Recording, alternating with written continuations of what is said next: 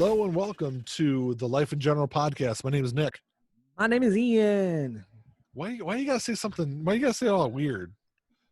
Like last episode, I thought you were having a stroke, man. Like seriously, I don't know what was going on. I had three. You're like, you didn't notice? I had three fucking my strokes. name is E. I'm like, whoa, man. Can you hold your arms out in front of you? Can you close your eyes? You didn't notice my side of my face drooping? Can you smile for me? Only side of my face. Oh my God, that's terrible, man. Oh, going to hell for that. Sorry. Hey, so going to hell for quick, a lot worse than that. Yeah, real quick, something that I completely forgot to talk about on last week's episode. YouTube channel. And that is, we've got a new show on YouTube. So when this episode of Life in Journal airs, the same day at noon, the third episode of the Vinyl Den is going to be coming out. Yepper. So it's something that Ian, I know you talked about really since we started doing Life in General, was that you were wanting to do something on YouTube. Yeah. And kind of incorporating the show and or doing something different. And really it was when this whole quarantine thing happened that I was like, I stumbled, because we were trying to, when this first happened, we were decided we were going to do the show remotely. We went through some trial and error on trying to find the best way to do Life in General. And once I kind of realized, hey, I'm able to actually record on Zoom, that's when I finally got into the fact, okay, maybe it's something that we can do on YouTube. Mm-hmm. And because we talk about music so much on Life in General, a lot. Yeah. And I kind of, for good reason. For good reason. It's something we both enjoy. We also enjoy vinyl records. So that's what I was like, hey, maybe go down the vinyl record side of it and do a show completely dedicated to that, and then maybe kind of pull back a little bit on the music side with Life in General, because there are other topics, especially going into the election this November, that I'm sure we're going to want to talk about more about that kind of stuff, and maybe a little less on records that are coming out. Yeah, well, it's not that we want to talk about the political. I do. Well, generally I do too. It's just, it's been a mess. It has been. So that's why we'll have some more stuff leading up to the election. But it's if you're listening to this, when you're done listening to this, hop on YouTube, go look up the Vinyl Den and check that out. Absolutely. And thumbs up. Yeah. Likes, shares. And then subscribe, do whatever it is. Yeah. We're going to go over that again at the end of this episode. So yeah, but it was funny though, because I was editing the show last week and I was like, shit, I completely forgot to talk about that. Yeah. Even though I had it written on my notes, in bold across the top. Yeah. Good fucking job. You're a terrible showrunner. If only Ian had that written on his notes. I do. Do you have notes today, Ian? Oh, okay. Something. I have props, if that helps, I guess. Visual aids. And before we get into to talk about the topic, so we're going to talk about albums that a vast majority of people out there have never heard. But before we get into that, I want to touch on, I found myself with a little bit more extra time lately, now that my nursing semester is over, thank God, is that I found myself watching more, well, not really watching, but binging more TV shows. Oh, okay. And I've watched Friends multiple times over the years. I didn't want to watch that again. So I'm caught up on everything else that I wanted to watch. And I was just on Hulu and I was including Cobra Kai, because you still have my copy of that. No, I have not watched it yet. You can watch it. They're half-hour episodes. There's 10 of them. I know. Well, you breeze through it. I know. But anyway. So I was thumbing through Hulu, and I came across, I don't know if you've heard it before. It's called Rami. Have you heard of it? Rami. So it's a comedian Rami Youssef. He's a comedian. He's a Muslim comedian from, his family's from Egypt. He was born here in the U.S., but Okay. he did a show on Hulu. It's actually season 2 just came out of it, Okay. and he won a Golden Globe for his show this year. I don't know when it was, earlier this year, whenever the Golden Globes was, but Mm-hmm. yeah, he won a Golden Globe for, I think it was Best Actor. So it's a really good show. I already went through the first season of it, but it's definitely something that I recommend. It's interesting. It's kind of like it's a Muslim American kind of like in a role that isn't, you don't see in American culture. You know, Okay. it's not when It's when like a you see sitcom. it's got like some comedic parts to it, but it's more. It's basically, I would liken it more to like Atlanta. It's like Okay. the Muslim version of Atlanta, where Atlanta was more of a a black guy in, obviously in Atlanta, kind of figuring his way through the world, where this is a Muslim living in New Jersey, kind of the same thing, kind of Okay. trying to figure out what he's doing in life, his connection to his religion and things like that. It's definitely interesting. I really enjoyed the first season of it. Okay. Now I have to give it a shot. There's another show. I don't know if it's a show or what, but my dad was telling me about it. It's on I think it's on Netflix. Ricky Gervais show called Afterlife. Mm-hmm. So I haven't watched yet, but Yeah, I he haven't told me watched it it's yet, pretty but I've good. heard of it. Yeah, I've heard that So also. that's on my list too. I've been binging Brooklyn Nine-Nine. I love that show. I love it. I watched like the first. I think I watched like the first half of the season. I don't know. It's It's silly. It is silly, it is. but I don't know. There's something about the show I really, really enjoy. I think I was thinking about doing Superstore again after Brooklyn Nine-Nine, but I don't know. I haven't decided yet. Yeah. Yeah, 'cause Superstore I just finished up not too long ago. Yeah, I'm caught up to the current season and maybe about 5 or 6 episodes into the current season because they Yeah. show up on Hulu about a week after they air, I think, shortly Yeah. after they air. Well, their season's over, but Right. Well, then I'm about 5 episodes in, but I think I want to start over and just rewatch it all through. So, yeah, that was a good series to yeah, I really binge. like that. And they're short episodes to watch. Yeah. Oh, the Rami one? No, Superstore. Rami, I think, are almost hour-long episodes. Oh, okay. Yeah. But still, it's like the streaming service format where it's like 10, 12 episodes or something like that? Yeah, it's 10 episode 10 seasons. Yeah. Okay. And yeah, season 2 just came out last week, so Okay. I'll be binging that in the next couple of days. Sounds like a winner. I may have to check it out. I liked Atlanta. I still haven't watched season 2. No, season 2 was I think season 2 of Atlanta was better than the first season. Oh, really? Because I really enjoyed the first season a lot. Yeah. Because that's one, like you said, it wasn't really funny, but there were funny moments, just like there are in life, Yeah, and that's kind of how Rami is too. But okay. Yeah, it's definitely an interesting show. If you're looking for something to binge out there in your free time, that's definitely one I recommend. Yep. So we're still got a couple weeks on even at the time that this goes up, at least a week, unless it gets pushed up from this quarantine.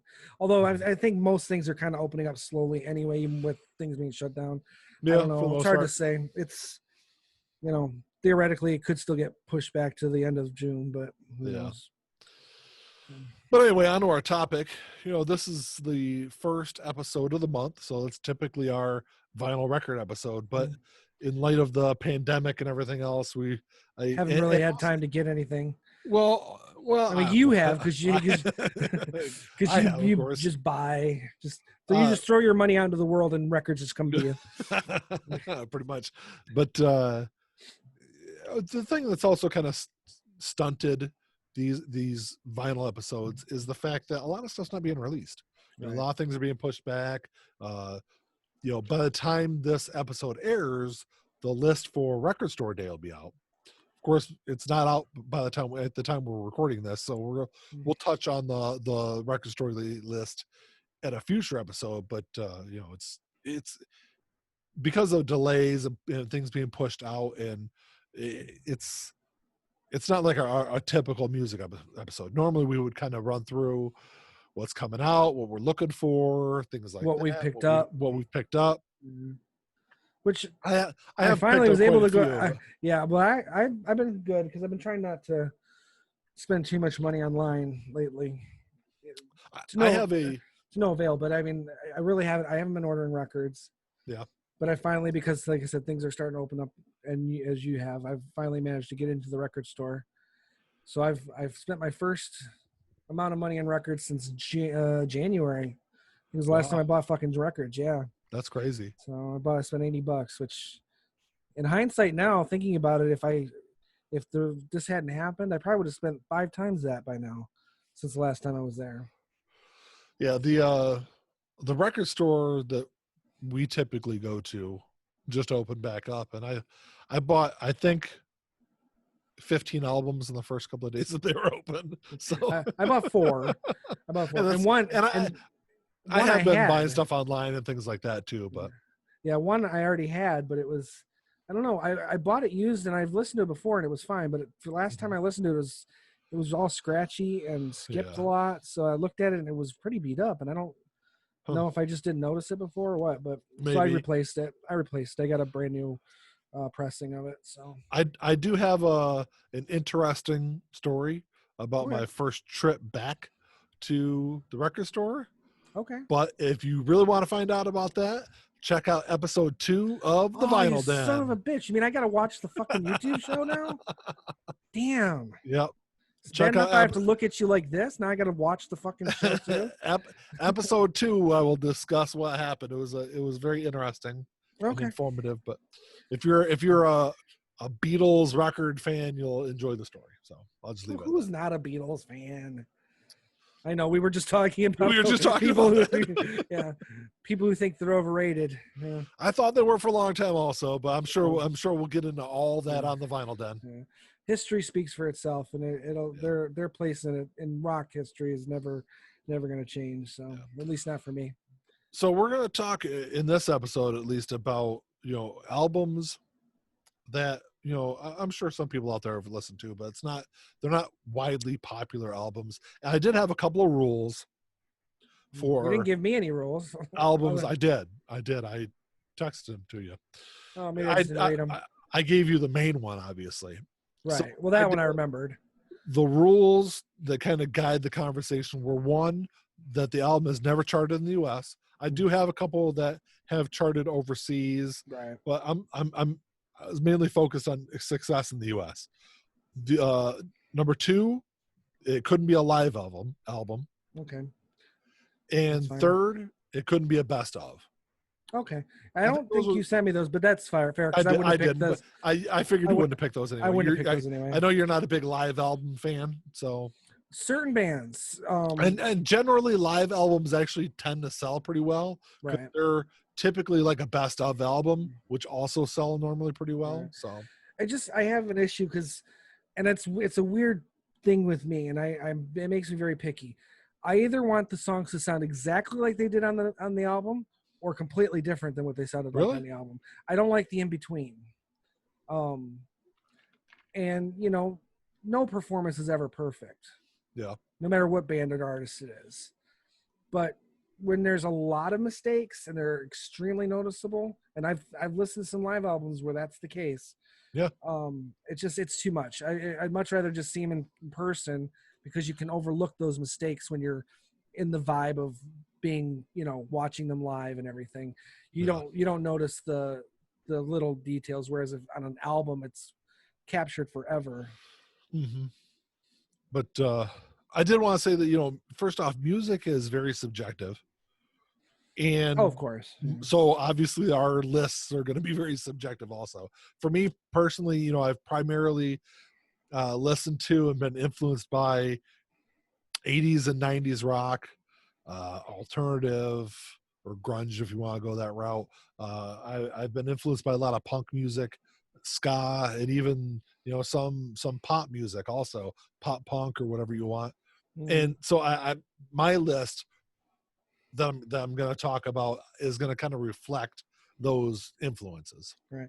Well, I had a few that I couldn't find, and to be fair, some of the ones I did find, there's a couple I couldn't find any charting information at all. So I'm assuming they didn't chart. Generally, if you go on Wikipedia and look Which up is the where I album was on looking, Wikipedia, right. they normally have the charting on there. Yeah, because I know I've done that with like, Tull. You can go on there and it tells you the chart position of every one of their albums. Yeah. But there's a couple of these artists that I was like, did that and they didn't have anything. Yeah. So I'm not sure if that means they didn't chart or if they were just, I don't know. Well, as with everything that we talk about on the show, we're not experts. We're just going to talk about what we know, and we'll go from there. Speak for yourself. I know everything, Nick. Yeah, whatever.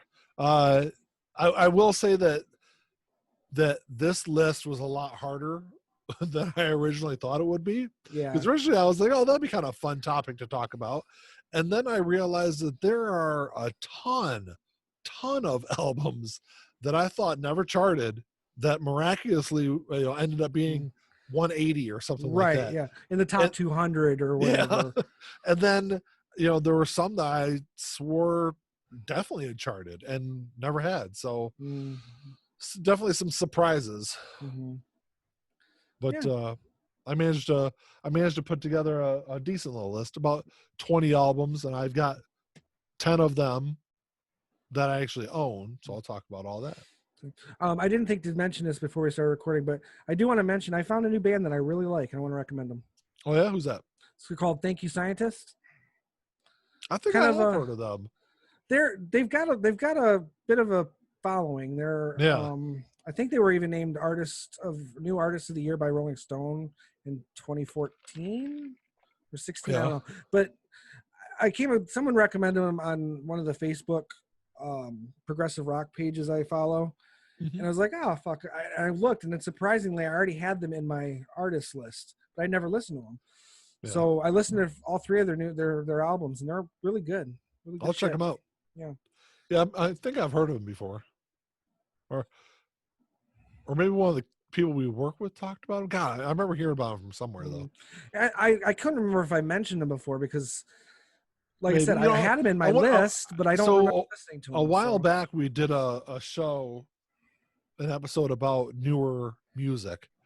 So maybe, and I know we had picked a bunch of music off. I may have mentioned the internet. Maybe it might have been that. Which means I did listen to them, but I don't remember listening to them until just recently. And like I said, I breezed through their first three albums, or their only three albums so far, in just a day. So between work, going back and forth to work and everything. So yeah, it was good band. I'm really digging them. So let's get into some albums, man.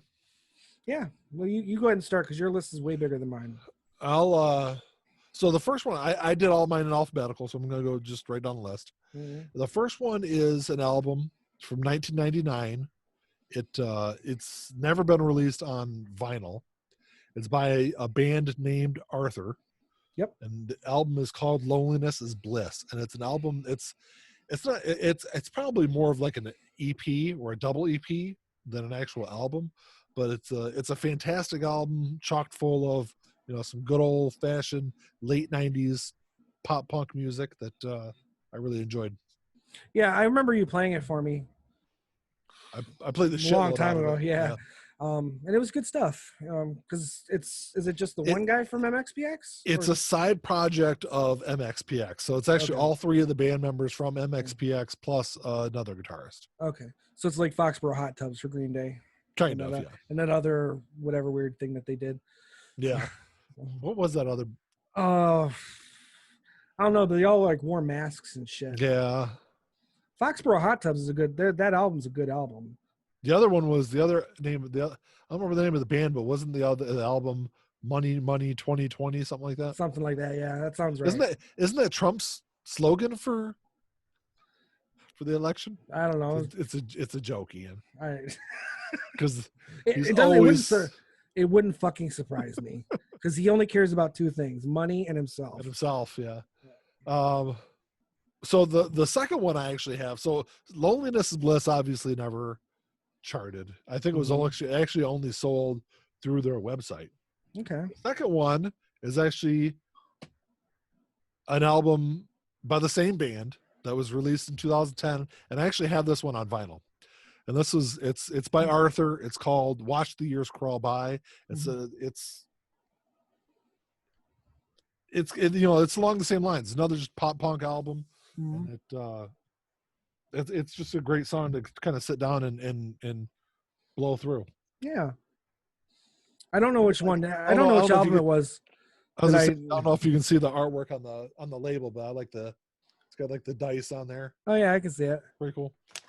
Yeah. Yeah, I didn't even know this album came out until like 2 years after it was released. So then I was just going to ask you if that was the one, which one it was that you played the most.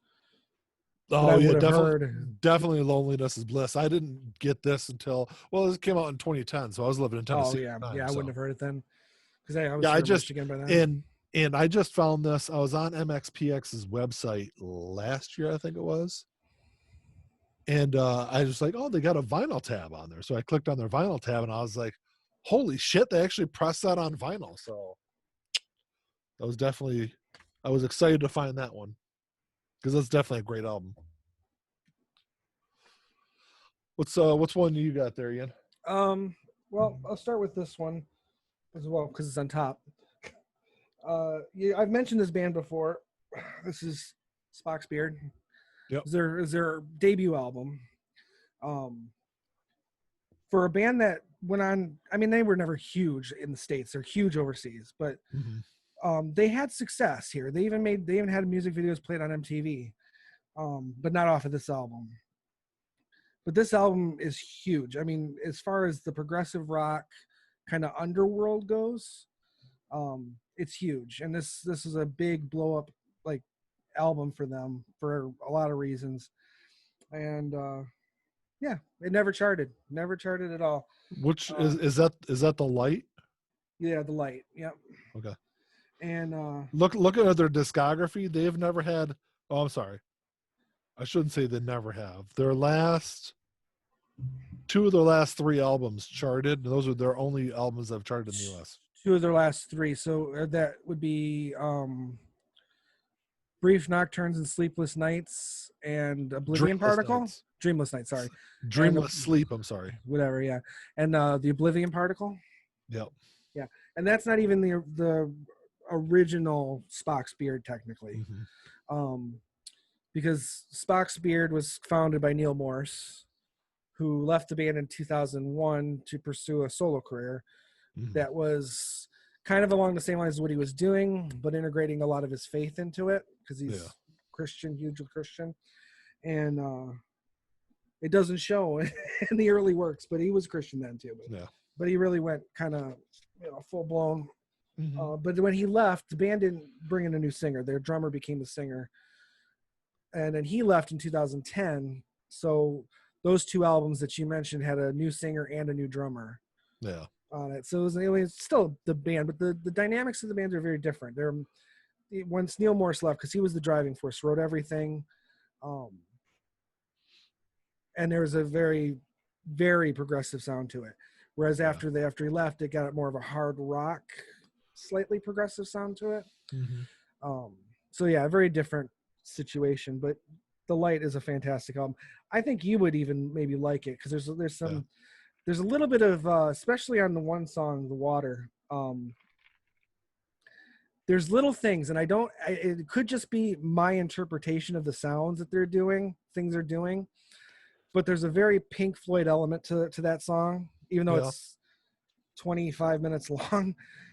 That's Pink Floyd right there. Yeah, but it's not Pink Floyd's kind of they kind of do things monotone. They kind of have a more of a flow.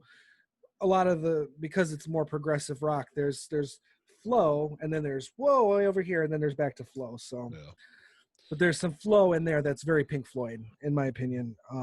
Later Pink Floyd though, not early Pink Floyd. But anyway, so yeah, that was my first one. If you want to do another one, I don't have a lot. That's why I'm letting you go more. Yeah, let me see here. Mine got a little out of order, so I got to mix them up here. So my next two albums are actually two, once again, by the same artist. Oh, really? Yeah. So the first one is, so these are both by the Bomb Pops. Okay. which I don't know if you've actually heard of these guys before. You mentioned to me, and I keep telling girls myself, before. yeah, you keep telling me to listen to them, and I keep forgetting about it. This And is go ahead. it's they're just a female punk band, and some people kind of give them a little grief for being a little more on the more poppy side. I think it's very reminiscent of late 90s punk, along the lines of, some of the stuff that Rancid was doing, some of the harder stuff that Green Day was doing along those lines in the late 90s. Very reminiscent of that kind of music. Okay. This is well, that's only pop because it was good and people liked it, Yeah. But this is Fear of Missing Out is this album. Fantastic. If you want to check it out, and if you like the album, you can go on you can buy I stumbled across their music. I just, for some reason, I don't listen to Spotify like ever. And I just happened to accidentally click on Spotify one day, and one of their songs came on, and I was like, who the hell are these guys? So that's where I kind of stumbled across their music. And then I was trying to find their albums on Amazon, and if you want, you can buy them on Amazon, but they're like $45. And I was like, I don't know if I like it that much, to spend 80 or $90 on 2 albums. So then they're both through Fat Records, which is Records. Fat Records. Yes. Oh, okay. That's Fat. I thought you were fucking it up. I thought it was like Fat Records, but you just said it wrong. No, it's actually Fat Records. Yes, that's Fat Mike from NoFX. That's his label. All right. So you can go on their website, and I want to say I paid $12 each for these albums. Oh, right? wow. Yeah. That's not bad at all. $12 plus a couple bucks shipping handling. So you got Fear of Missing Out. This is from 2017. Mm-hmm. And then the newest album, which just came out beginning of this year, this is Death in Venice. Both of them are fantastic albums. My wife is not a punk fan.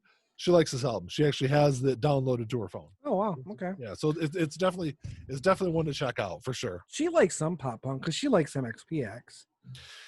But that's that's the extent of her punk listening, is MXPX. I forgot to mention The Light came out. And the Bomb Pops are definitely harder than MXPX. If you listen to MXPX, that's the kind of the sad thing about this whole pandemic, outside of like obviously hundreds of thousands of people dying, is I was actually going to go see the Bomb Pops about a month and a half ago.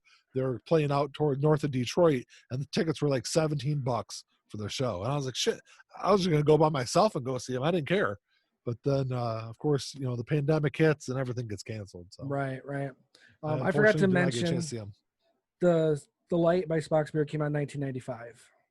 Okay. I forgot to mention that. But, so do you want me to do because I only have 2 actual physical things I can show you of all the ones I found. But well, here I think I've got more.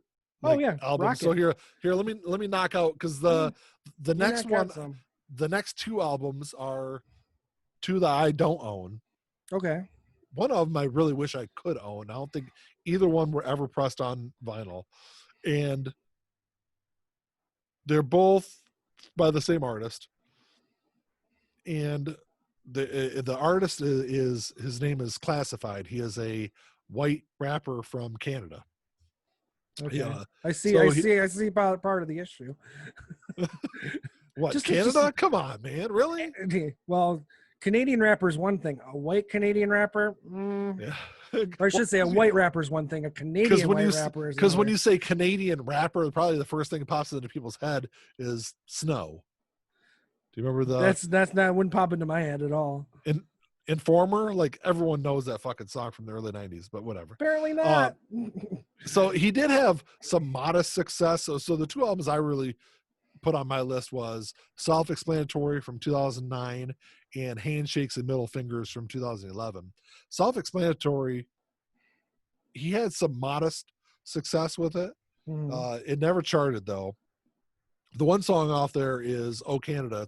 He took the national anthem, did a rap around it, like kind of sampled parts of it. And he was actually on, I don't remember who Kelly and I don't think it was Kelly and Regis at the time, but whoever she was on the show with at that time, he actually did his song on her show, I believe. So he'd made a television appearance in the U.S. with that Okay. one song, but Okay. he had some like notoriety on Facebook because people kind of clowning him for the whole Canada thing, but whatever.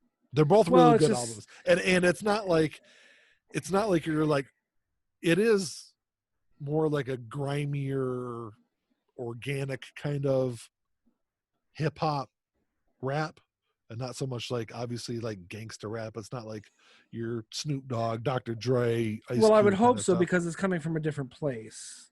Yeah, You know, it doesn't have the same influences. yeah. You know, rap is And at its best when it's a representation of someone's life and experiences. absolutely. And his music definitely is, and it's just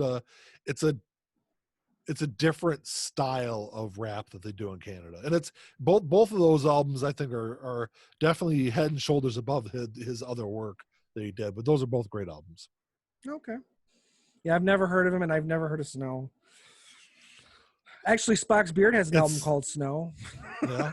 Yeah. I'm sure if you heard the song, I guarantee you've heard it before. Maybe it's possible. You'd be surprised how little I especially you said in the 90s. Actually, I know you've heard it before because when we had DJ F.A.M.E. on one of the earlier Life in General episodes, we actually talked about that song, and I believe I actually played it on the podcast. Oh, I'll just have to go back and listen to our old shows. Well, there was only like 125 of them before this episode, so go back and check out some of them. You know, we were talking about binging shows at the beginning of this episode. A nice show to binge would be Life in General. Well, here, let me do my next one. This is like I said, this is the last one that I have an actual copy of that I could find. Ugh. So, okay, this is Why Can't Tori Read? It's Tori Amos's first album. That never charted? No, because technically this isn't even technically a solo album. This is just her debut album. I haven't even unwrapped it, as you can tell. It was a Record Store Day exclusive. Came out in 87. So what we know of as Tori Amos is her solo career. This was her with a band. Mm-hmm. And the band was called Why Can't Tori Read? But she signed, I think, I don't know if it was a 2-record deal or a 5-record deal. It wasn't a 5-record deal, but it was a record deal that she was contractually obligated to make another album with Atlantic Records after this. And this one did not do well. It didn't sell. Yeah. So what we know of is Tori Amos's debut album as a solo album that charted and she won a fucking Grammy for and everything, was done as almost a fuck you, because they wanted a band. They wanted, you know, this was grunge, and this isn't grunge. This is pop. But when they said you're contractually obligated to give us another album, she was like, well, you didn't promote our other album. You didn't do anything to help that other album out. Mm-hmm. So she said, okay. So she sat down basically with her and her piano and wrote a bunch of songs. I think she wrote like 20 songs, just her and her piano, and said, here you go. Here's your fucking album. And they're like, what are we going to do with it? It's a chick playing on a piano. Yeah. She's got sold 35-year or 30-some-year career now because of it. Yeah, and that album sold. So, but yeah, that Why Can't Tori Read never charted, and there's some good stuff on there. There's stuff she still plays live too, and it's I hate to say it's not so much different from what she was writing, because she wrote all the songs here too. There was just a bit more of a pop sensibility to it than her later stuff was. So I mean, I like it. It's a great album. Surprisingly, I just haven't opened it up, and I've had it for 2 years. 2 years? Yeah. It came out 2018. No, it was 2017, I think. But I got it after. I didn't get it on Record Store Day. I got it after the fact, because honestly, I didn't even know it was released. I found it. Yeah, it was 2017 Record Store Day. That sounds about right. But it was the Black Friday Record Store Day. Okay, well, then I didn't get it too much later because I got it in 2018. Yeah. But yeah, so I've had it for 2 years. I still haven't cracked it open. But after when I was going through this and I saw that, I was like, oh man, that's probably the next record I throw on the turntable. Even if I don't play them right away, I still open all my records. So, because when I get home, I normally buy multiple albums. I'll open one up, put one on, and then I'll open up all my other ones, and then I immediately scan all of them into Discogs. Right. Well, what I was doing the same thing, minus the scanning into Discogs, because I'm really bad at that. But what I would do is I'd open everything up. But there would be times like you said, you buy 4 or 5 records, you don't get to. Didn't get to them on the same 10. day. Well, I've done it not once or twice, but not many times. But I usually my average is about 5 to 6. Mm-hmm. So, or 4 to 6, we'll say. But there's been times where I got home and opened them all up, but I didn't get a chance to listen to them all. So it all end up in their spots, and then I'd forget that I even never listened to it. Yeah. So I leave them wrapped now so that I know. Okay, I need to listen to that one. There's a few that I have that I just haven't gotten to, but at least I know that I need to listen to them. So the next album I have is one that obviously I have on vinyl, and it was one of those albums that when I was going through the list, I just happened to look up this band to see if they had anything that had charted, and I was almost shocked that this album had not charted. Okay. And this is an album, it's from 1998 by a band named Dropkick Murphys, and it's Do or Die. Oh, really? This album never charted. It's huge. Everybody knows about that fucking album. It's a fantastic album. Yeah. I think this is Dropkick Murphys' best album. Okay. And I don't know. I want to show this. I don't know if you can see it or not, but I'll take it out of the wrapper here. I don't know if all of the pressings look like this, but this is just a sweet ass, like amber translucent album. Yeah. Kind of looks like beer in a glass. Yeah, almost. Mm-hmm. But it's pretty sweet.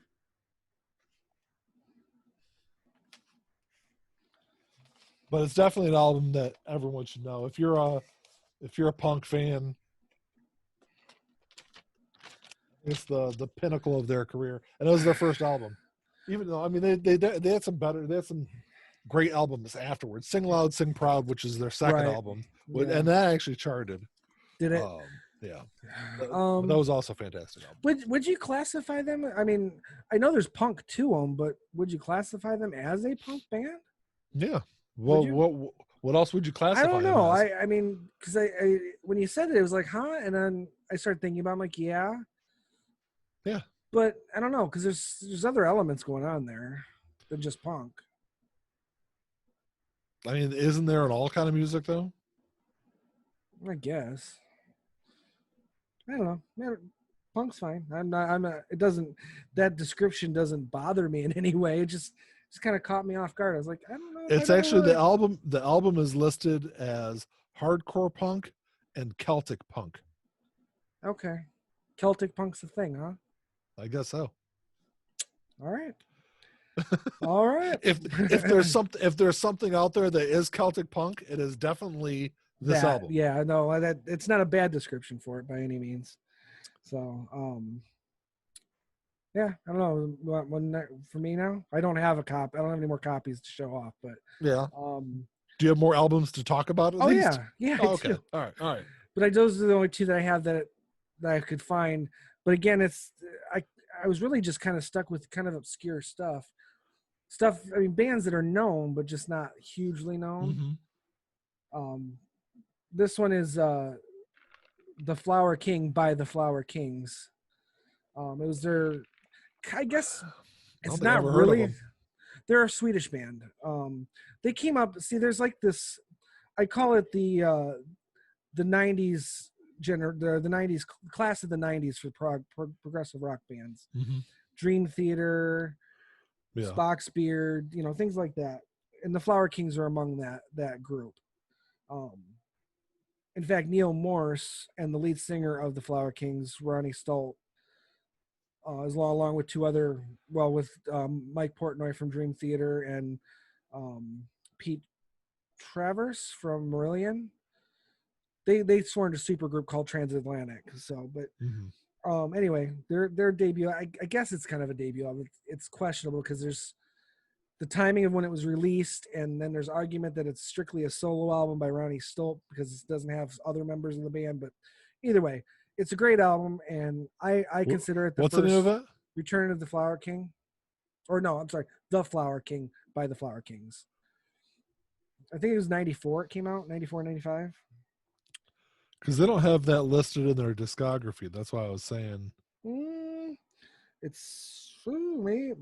maybe it's not. Maybe it is classified as a solo album, but it's not. Because It's they've what got the Flower Back in the Kings World of Adventures is their first first album. album. Let me look at something here real quick. Maybe that's a mistake on my part, but like I said, I have always considered it because it was that album that bred the Flower Kings. It's everyone who played on the album is in the Flower Kings.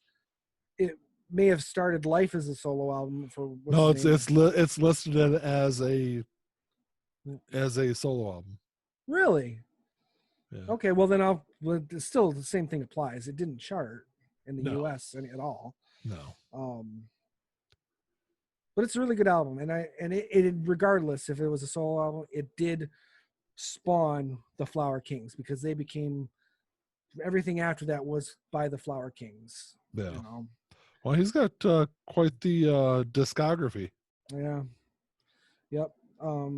Lot of albums by the Flower Kings, a lot of solo work. He's been in other bands. He did an album with John Anderson of Yes. Yeah. Just those two.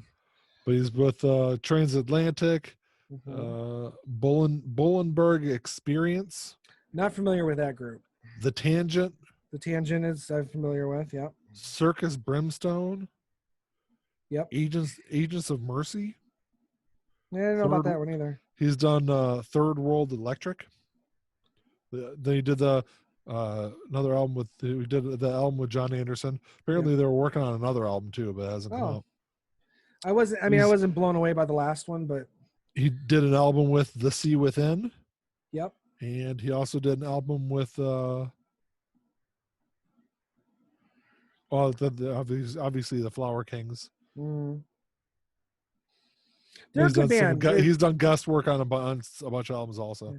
They're progressive. I would say that there's elements of funk there. There's even some elements of jazz. I mean, it's you're getting something different with every album, and sometimes you're getting something different with each song on each album. Yeah. So it's a unique band. I really like them. But again, I don't think any of their albums have charted in the U.S. No. Well. I don't think so. No. So.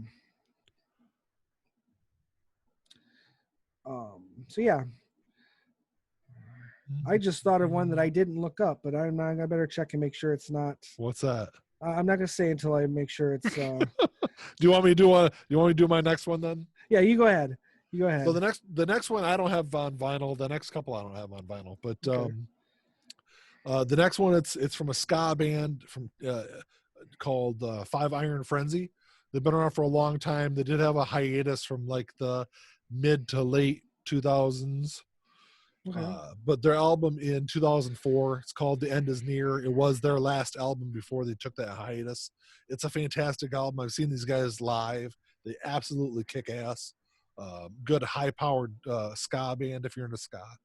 But definitely great. Five Iron Frenzy. Okay, I don't think I've listened to them. Yeah, definitely a good one. The another one that's on my list, the next one that I had after them, is by a band that I'm not 100% sure how to say their name, and I've kind of gone back and forth over the years. Mm-hmm. I call them Goody Hook, but I've seen it pronounced more so. Goody Hook? Goatee Hook, like goatee. Goatee. Oh. Yeah. And so they had an album from 1999, I think it was. I'm sorry, 1998. It's called Songs We Didn't Write. I tend to typically stay away from like cover albums, but this is a fantastic cover album. Right. And just like chock full of songs that you would have never thought would be done in like a punk kind of style. It's their only album I've ever listened to. I know they have more work, but it's the only one I've heard. Huh. I'm familiar with them through you. Yeah. And it's a good thing I looked. Do you remember where I got that album? Do you remember when I bought that? So back in the day, Ian and I would go out every Saturday night to U of M's campus and kind of walk around, right? Yep. Mm-hmm. And we did it for a couple of years, but they had a big Tower record on campus. Yep. And we would go in there and I would spend freaking hours in that damn store, just kind of like flipping through, because they've had just a ton of just absolutely obscure shit you've never heard of. And I came across that album. I think I was looking for a MXPX album, and I just kind of flipping through, and I found that, and it had kind of a cool album cover to it, and I'd never heard of them before, and I knew some of the songs on there, and I was like, well, that'd be kind of cool done in a punk style, and I was right. It's a fantastic album. Even Mandy loves some of the songs on there. I remember liking it when you played it. Mm-hmm. Did you find the album you were thinking of? Well, no. Well, yes. I'm glad I didn't say anything because it charted. So which one was it? It was in the Zap album, Overnight Sensation. Gotcha. So I wasn't sure if they. I just wasn't sure. Yeah. Do you want me to go next? Because I have a feeling you may have this one too. Yeah. Yeah. What is it? Everything Sucks by Real Big Fish. It's their first that charted. album. That charted. No, I just verified it. Oh, you're right. Everything Sucks. It's their first album. It's an EP. I wouldn't classify it as a great album. Why do all girls think they're fat? Is probably the best song on that. Well, the next album charted is no. Why do all girls think they're fat? Is a song off that right? album. No, I know. But yeah, I did know that album, and I did look at it, but I don't know. I mean, it is a good album. I don't know if I'd. Yeah. Their last album didn't chart either. It came out in 2018. Yeah, I haven't listened to it. There's reasons why it didn't chart, but okay. It's not their best work, and I guess that's the thing with when you look at their first album and compare it to Turn the Radio Off, which was their next album, which was a huge hit. I think.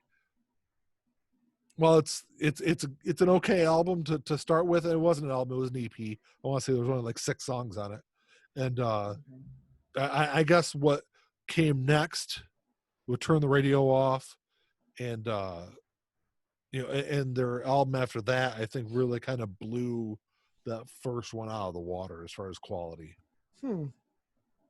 Okay, no, I can't disagree with you, but it was just. The 90s was, I mean, that was the Real Big Fish that was their era, and and I remember you having that album. Mm-hmm. So I was like, I guess I was wrong. There was actually quite a few songs on that album. Yeah. Like I said, I remember you having it. I don't remember it being an EP, but.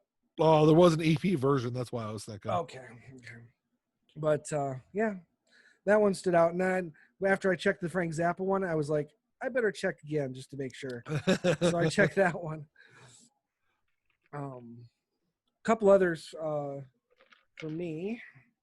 Now, this one maybe just because it's a newer band, I'm not sure. It's called Southern Empire. Okay. The album just came out in last year. Okay. Really good band. Now it's made up of members of other bands, but I don't think any of those other bands had charting albums either. But this one's getting a lot of talk on, like I said, on the Facebook pages and stuff. What's the name of the band? Southern Empire. It's an Australian band.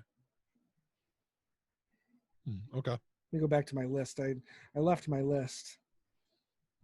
Because I see it listed as a label. I don't see a band listing of them. Hold on. Let me get back to my list here.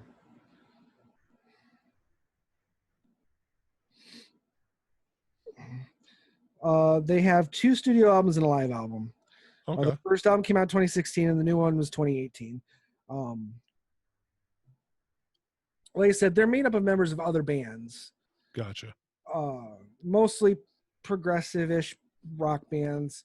But they're an Australian group kind of brought together by the keyboardist of Unitopia, which was another Australian band that is no longer, it's kind of defunct. Yeah. But I only recently came across these guys, like I said, through the Facebook page, and they're really good. But again, they're not charting. Their new album is awesome. I haven't really listened to their first album, but their new album is really good. You said they're more like a progressive style. Hard rock progressive, yeah. No progressive metal or anything, but Yeah. there's definitely some strong progressive elements to it. But there's a lot of like just hard rock stuff going on too. Makes sense. So, you want me to go next? Yeah, go ahead. So the next one I have is one that I've got on vinyl. I was absolutely ecstatic to find it on vinyl. It's a newer album. It came out in 2017. It's called The Knife by Goldfinger. Goldfinger's been around for a long time. Yeah.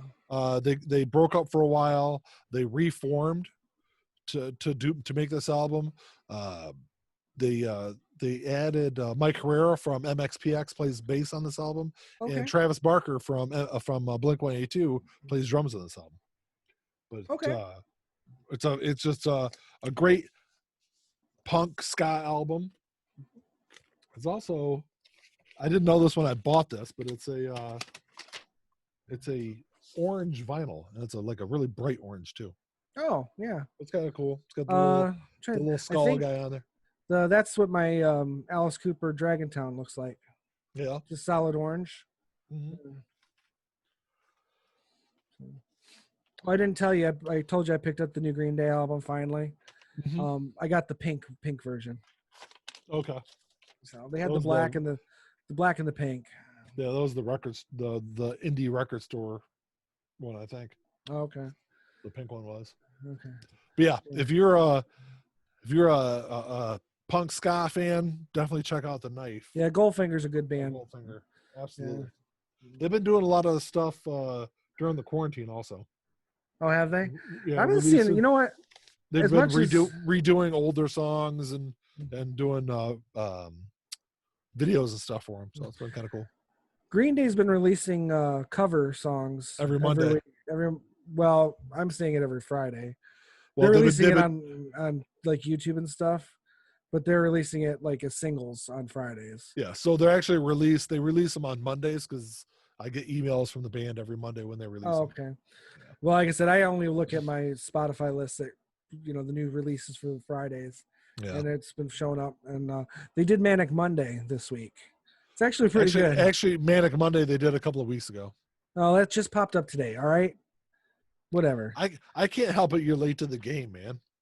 Whatever. But anyway, it's good. I like their version of it. It's a good version. I think they did that almost a month ago. Whatever, Nick. I just heard it today. It's a fucking good cover. Shut your fucking mouth. It is a good cover. Absolutely, it is a good cover. Can I go next? Can I throw an album out there? Sure, okay. Why not? The debut album of the band Saga. They had some big hits in the 80s, or bigger hits. So they're classified as progressive, but I don't know, more 80s kind of rock. But their debut album, which if you look at like greatest hits and stuff like that, it's like, or not necessarily greatest hits, but live albums and stuff. A lot of the songs that are on their first album are played heavily, so it had to have a following, but it never charted. Their first and second album didn't chart. And granted, the highest they ever got in the charts was like 17. Yeah. But still, that's U.S. charts. That's still pretty good. Yeah, they hit number 2 in the UK charts several times. So, because they're a UK band, but they're good. It's weird. Their main songwriter did I call it the George Lucas thing, where none of the albums were necessarily concept albums, but he started like putting in these concept songs out of order on different albums, but all those songs tie together as one story. That's interesting. Yeah, it was kind of clever way of doing it. So like I think the first album has like chapter 4 and 7 or something like that, and then the next album has like 3 and 2 or whatever. I don't know, but anyway, they're all out of order. It's kind of clever, going all the way up to like 2012, and that started in 78. Oh wow. Yeah. So, but yeah, like I said, Saga is, if you look back at like the 80s era, because they came out in 78, they would be up there with like people who might remember them with bands like Marillion, maybe even Dio, but they're not as hard rock as that. Yeah. But things like that, they would,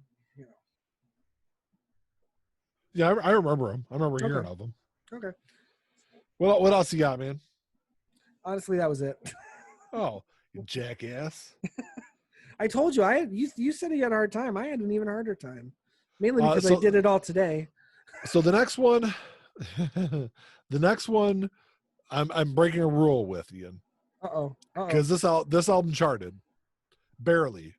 Okay. But it's. We'll say is it under or over 200?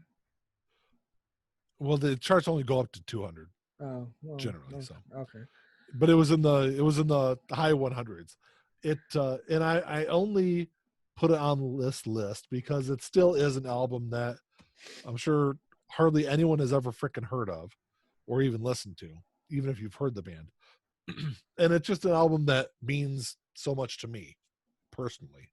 You know, it's an album that my band in the 90s was kind of fashioned by, influenced by, and we had some songs that were very, I'll say, reminiscent, if not, almost completely stolen musically from this album. And that is You'd Prefer an Astronaut by Hum. It did chart barely. Yeah. And it's an interesting album. It's not your typical grunge alternative album. It's definitely I think it's actually classified as space rock. Yeah. One of the first true space rock albums of the 90s. Yeah. Well, it's an album we've discussed on the show before. Yeah. We actually had a different podcast before where we spent an entire episode talking about this album. Yes, we did. But I will say that the funny thing is about this album is ever since I got back in, I shouldn't say forever, because I've only been back into collecting vinyl for 3 years now. But it was one of the first albums. 2 years barely. 2.5 years. But it's one of the first albums I wanted to find on vinyl. Mm-hmm. And I spent a long time trying to find it. And I probably spent a lot more money than I should have for this copy of it, because it's not even original pressing. And then literally like a month later, they announced that they're reissuing it on vinyl. Yeah. Which I want to get one of those too, because I love the reissues. Look sweet. This is not your typical black vinyl. I don't know if you can see it. It's like a green and white split. It's in a sealed package, so I don't want to open it, but it's just a green and white split. Pretty sweet. Yeah. But it sounds awesome. That's more of a decorative type album, I think. I play the shit out of it, but yeah. Well, it's a great album. As we discussed on that episode. Yeah. I think we both love that album quite a bit. So. The next album I was going to talk about, I'm sure it's another one of those. I'm sure you'll be surprised it did not chart, and I don't own it on vinyl. I would love to find it on vinyl, but it's always about $115, $130 whenever it is rarely online for sale. And it's probably a little more than I'm really wanting to pay for it, even though I have paid that kind of money for records before, but I don't like doing it unless I absolutely have to. I'm really hoping that they come to their senses and reissue it, and that is Losing Streak by Less Than Jake. That didn't chart? It did not chart. Really? Hello Rockview, which was their next album did. Charted. Okay. But yeah, Losing Streak did. Because Pezcore came out first, and it was correct. Maybe that's why I thought Losing Streak charted, because Pezcore came out first. Wow. Yeah, Losing Streak is a great fucking album. Absolutely great album. Hello Rockview is a good album too, but I actually like Losing Streak a little bit better. Yeah, let me look here. Borders and Boundaries is actually maybe my favorite of theirs, though.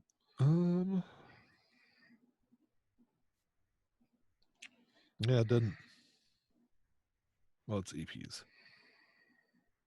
Oh, sorry. Losing Streak charted at 89 in the UK, but never charted in the US. Huh. Well, hey, learned something new every day, because I didn't even bother looking at that. I did think about it. I thought of Less Than Jake, and I was like, Pezcore probably didn't chart, but that was like not that great of an album though either. No, but it was a collection too. I always thought it was like 1039 Smooth Out Slappy Hours by Green Day. It's kind of like a collection of EPs and singles. Yeah. And I wouldn't But, have counted Green Day's, although where did Kerplunk chart? Oh, Kerplunk charted. Did it? Okay. For sure, yeah. Pretty sure it did. I almost feel like that it might not have. I'm just, I don't know. I was just wondering if. Well, I mean, it's because you think you're about right. Green. You're right. Kerplunk did not chart. Okay, so that it didn't even occur to me until just now, though. Yeah. Because I mean, think Green Day, fucking Green Day, their last album, which I just bought, isn't great. It's not horrible, but it isn't great. I think it's like hands down the worst album Green Day has made. Maybe, but I mean, it's. And that's with me saying that Dose and Trey were not good albums either. So. See, I like Dose and Trey. I like that whole trilogy. I think Uno was a better album than Dose and Trey. By far. Out of the three, if there was someone put a gun to my head and said you have to choose one of the three, Uno down, hands down. But as a complete 36 song package, I see it as Uno Dos Trey. Yeah. So, yeah, Father of All Motherfuckers. I love the title. I love the title, but it's just not. It's not a great album because it's not Green Day. They're trying to be something they're not. I think with that, and it bothers me. I feel like it was just like an album that was thrown together, just like I said before when we talked about it before on the show. Yeah. I think it was they just threw it together to kind of end their contract and be done with it. Maybe, but it's also like it feels like it was written and recorded by honestly like 21 Pilots or something, like a young or them trying to be that. Don't say that because 21 Pilots actually have some pretty good music. I've only heard a couple of their songs. I wasn't terribly impressed, but I've got all their albums. It's pretty decent songs. But it has that like modern era pop rock sound to it, and it's like this mixture of I don't know. I don't even know how to describe it. It's not Green Day. I didn't like it.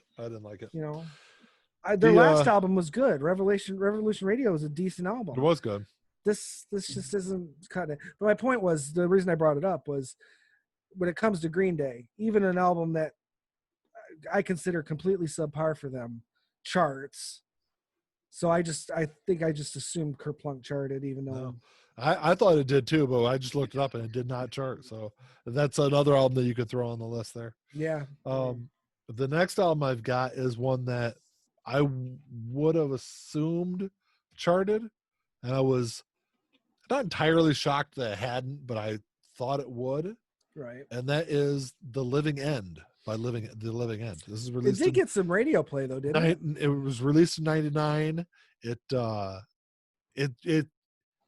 It's a fantastic punk album. Absolutely fantastic album. If you're a fan of that like late '90s punk sound, definitely gotta check this one out. Absolutely gotta check this out. That's they're Australian, aren't they? Australian. Yeah, they're an Australian punk band. They've released other albums also. I listened to the album that they released after this, and it was okay. Right. But I haven't really listened to anything after that. But I think that this album is just, I think, hands down, probably the best work they've done. It's a great album. I love that album. I've been trying to buy it on vinyl too, but I don't know. The only place I found it was Amazon. Okay. Because it's got the music on vinyl label. You know what that means, right? No. From the UK. Came from Europe. Albums from Europe have that label on there. Oh. I want to say one of the albums I bought the other day was like that. Was it? Yeah, I bought stuff from local record stores that have music on vinyl stuff. It's just imports, is all it is. Yeah, I mean, it's just weird that you said that because I think I saw that on the labels on one of my. I don't know if it was the Kansas one or the REM one. Because I haven't listened to the Kansas one yet, but I listened to the REM one and Cat Stevens one. You know what? Every time I listen to Automatic for the People, every time I'm like, fuck, this is a good album. Every time. And then when I'm not listening to it, it's like I don't even think about it. When I am listening to it, that fucking album blows me away every fucking time. Every time. The next one I have on my list is one that kind of breaks one of the rules, and that's So you made all these fucking rules, and you've broken them twice. well, the next one is not a greatest hits album. Okay, But you do what you do. You, I'm just along for the ride at this point. But it's an acoustic album. Okay. So it's not.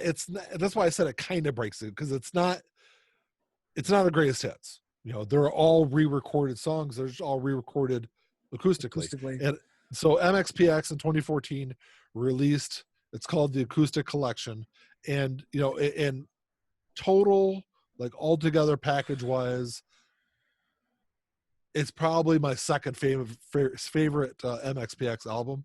Mm-hmm. And it's something I'm sure will never be released on vinyl, but I played the shit out of it when I first heard it. But I guess if you're an MXPX fan, you'll enjoy that kind of music. I'm a casual fan of theirs. So. But I think well, there's one other time I kind of break, just to give you fair warning, Ian. Oh, like I said, hey, you do you.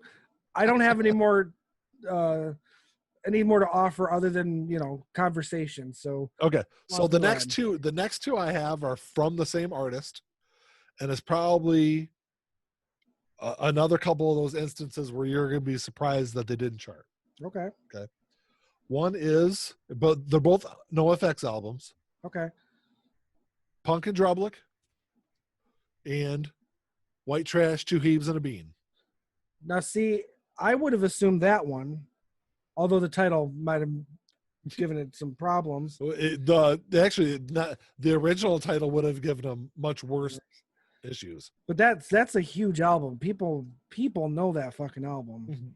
People know both of them. If you're a 90s punk fan, these are like two staple albums. But yeah, neither one of them charted.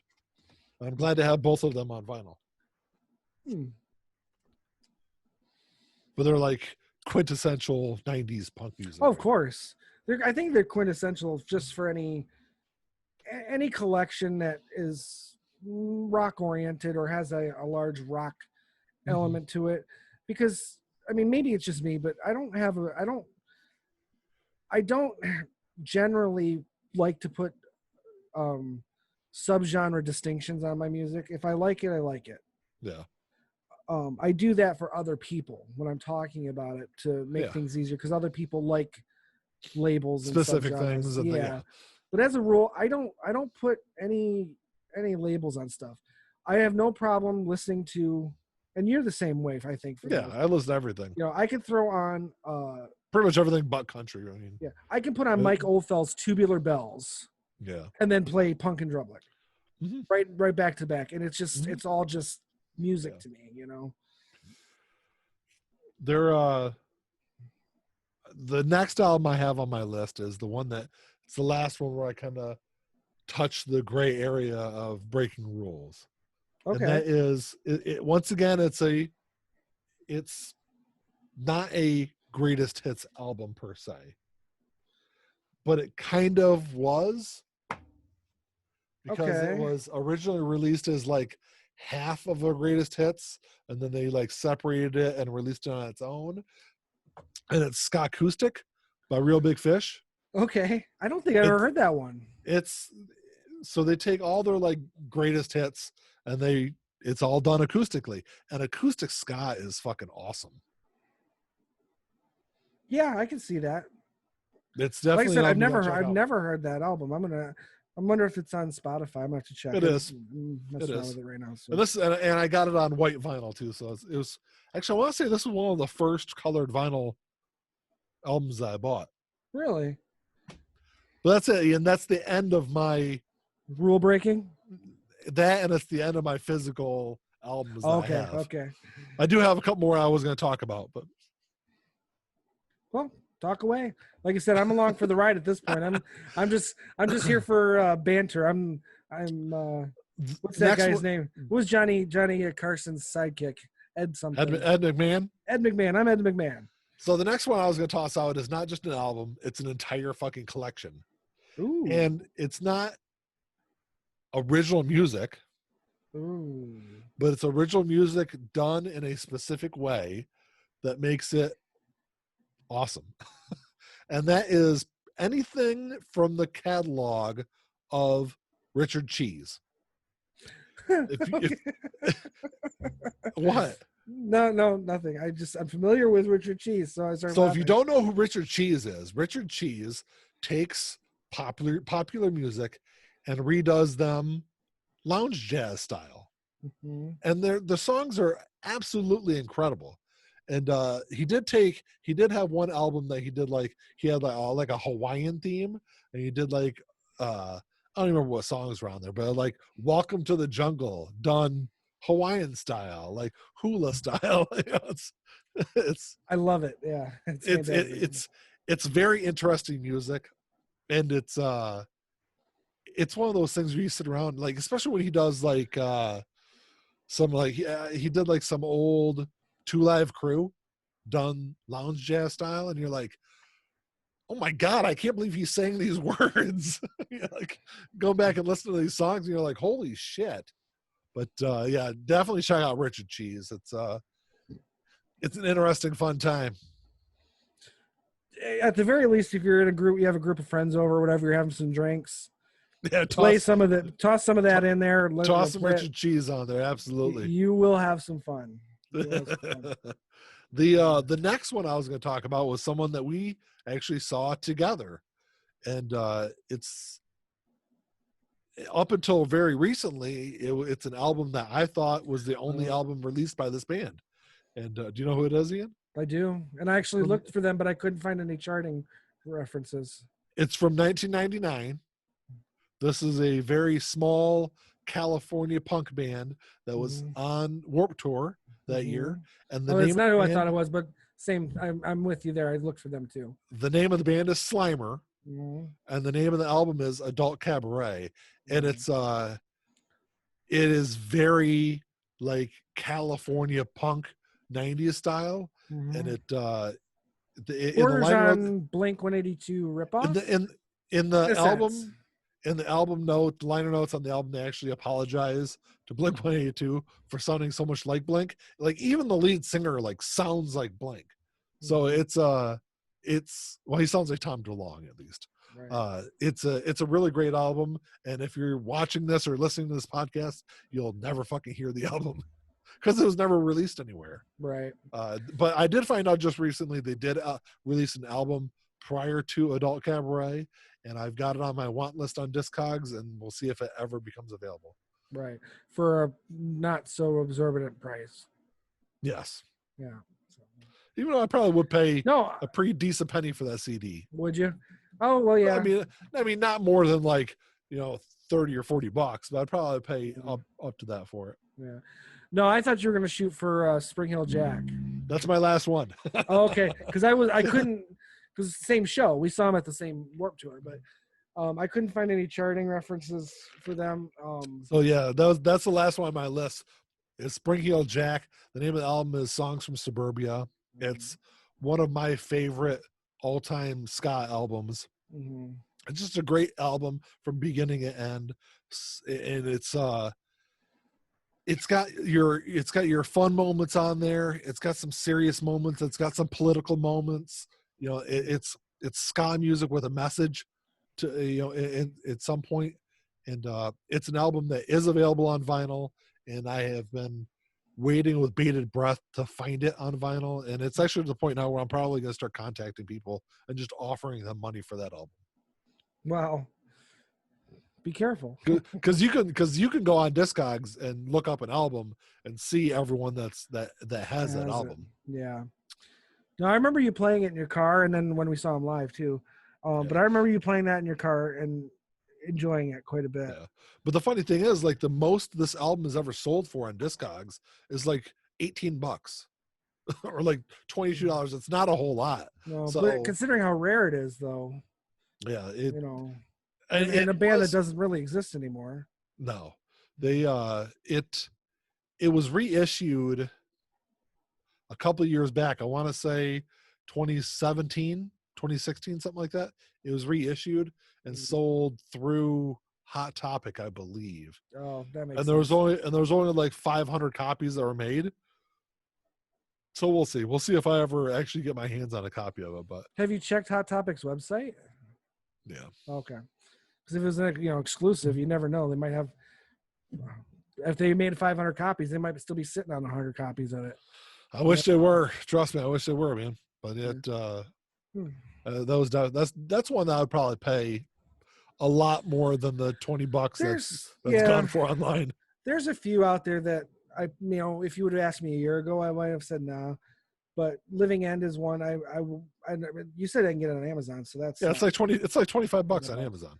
But there's more and more. I'm coming up with more and more albums that I think are slowly getting out of print. That I'm gonna have to pay if I want. I'm gonna have to pay $50-$60 for it if I want them. So I'm kind of resigning myself to that fact. Yeah, I've been at that place for a while now. Because I mean, it's like you're like $100. Here you go. I think there's only. I think I only own like 3 albums I paid more than $100 for. Single albums, I only own one that was over 100. Yeah. But a couple that were close, were pushing the boundaries, and one that you have that I will eventually have. Oh yeah, you'll eventually have it, Ian? If I have to murder you and take your copy, yes, I will have that fucking album. I deserve it more. I own one of Ian's Holy Grail albums. Probably the Holy Grail album. Yeah? Probably.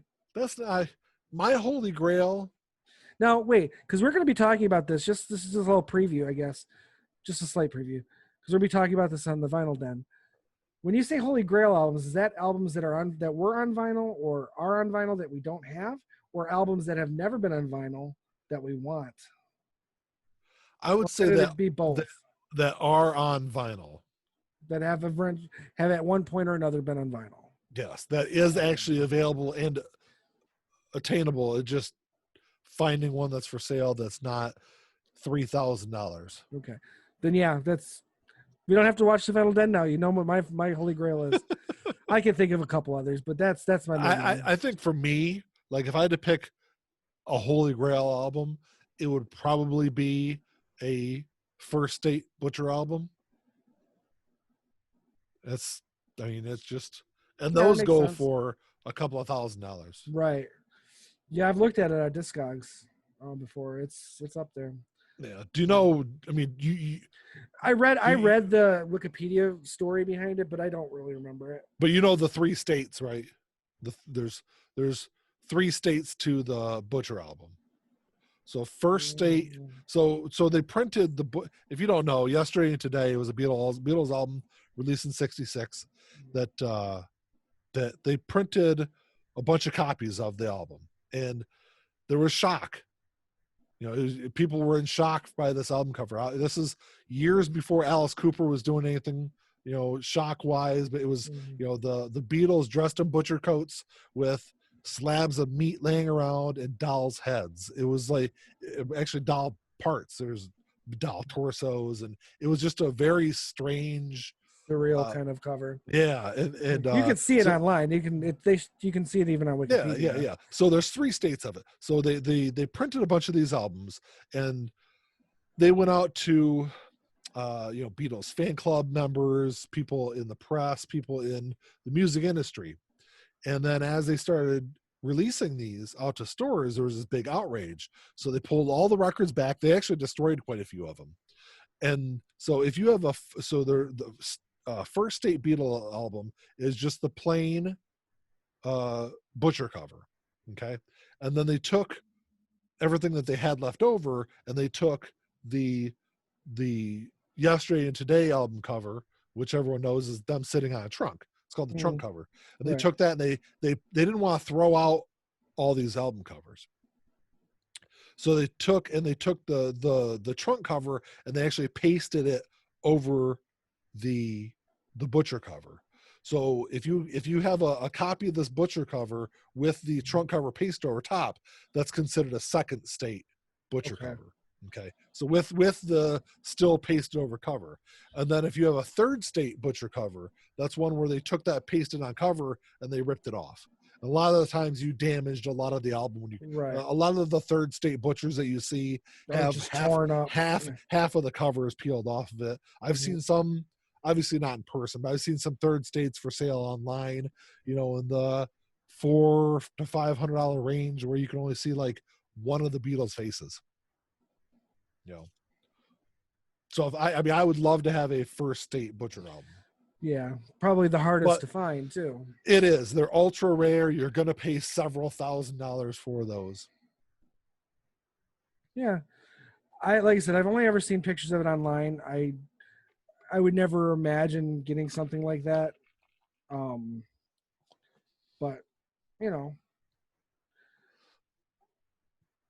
I guess it's one of those things. As far as my collecting goes, I'm not so into ultra rare or anything like that, because I mean, at the end of the day, to me it's all about what's on the record, what's the music that's there. Yeah. But that being said, if I was had unlimited funds and I came across one and it was $1,500, yeah, I'd fucking buy it in a second. A good third state Butcher album will cost you about $1,500-$1,600. That's what I was gonna say. I've seen it listed. Yeah, that's a third state. I'll get you that. First states are pretty rare. Actually, there was I read a story one time about a guy that would just happen to run into John Lennon in the 70s and ended up spending like several hours just hanging out with him, chit-chatting with him, ended up going back to his apartment and kind of hung out with John in his home. And after a while, this guy was getting ready to leave, and John pulls out John's copy of the Butcher album. Obviously it's a first state. It's John Lennon. It's his own copy, yeah. It's his own copy, and he signed it. He autographed it and gave it to the guy. I couldn't even tell you how much. much. Yes, that's probably the most expensive, if it was ever sold, probably the most expensive album ever. To be that and have that rare cover and probably in pristine condition, or at least decent absolutely condition. Yeah, absolutely. Signed by John Lennon, because I don't imagine that getting Beatles autographs was very easy to do. No. At any point in their career. Maybe later in the 80s, because didn't Chapman get his autograph that day, or right before he shot him? Yeah, before he shot him. So I mean, maybe later on in their careers, but yeah, that album's got to be big money. Big money. Absolutely. If you go back, so if you listen to podcasts, there's a podcast out there called The Vinyl Guide. Episode 57 of that show, it's called Dave Morell Kissed the Great White Wonder. Dave Morell is the guy that owned or I don't know if he still owns it, but he's the guy that got John Lennon's copy of the Butcher album, the Butch cover. Dave, isn't that Rise Against the Machines? No. Who's that? Who's the lead singer of Rise Against the Machines? It's not Dave Morell. Oh, Morello is what I'm thinking of. Right? Morello? Mm-hmm. Okay. Yeah, go back. If you want to hear his story about what transpired, go check out episode 57 of the Vinyl Guide. Yeah, definitely will. That's all I got, man. We've been on like a super long episode. I know. My legs are starting to hurt. I need to stand up. Right, I don't have a comfortable chair like you do. Yeah. You got anything else you want to add? No. All right. Well, any questions or comments, you can contact us at contact@ligpodcast.us. I almost fucked up the email address. Good job, Nick. I almost said the old email address. Why do we even have you here? Exactly. I'm here just for the looks. If you're here, I like the shirt. I tossed on my Misfits shirt. Yeah. Time music. I do like that shirt. If you're here for the looks, then you really need to up your game. Oh, come on, man. You're killing me. Well, there's like something over, and I don't know what. But, I'm a sexy beast, man. The only one who has to worry about it is your wife. But anyway, check us out on Facebook, Podbean, Apple Podcasts. Leave us a 5-star review on Apple Podcasts. No sex, Ian. What? Whatever. But check out the show on Spotify, which is it's a growing market there with Spotify. So we appreciate everything they bring to the table. Check us out on YouTube. Give us a hold on, it's thumbs up. Thumbs up is down there. And then anywhere in this general vicinity that my finger's going. Okay, but you're that way, Ian. So you're I don't know. I'm pointing to you over here. So and I'm pointing to you over here. Give us a thumbs up down here, like the episode. Oh, push the button over here to subscribe, and that's all I got, man. That's all I got. Until next time. Talk to y'all later. Peace.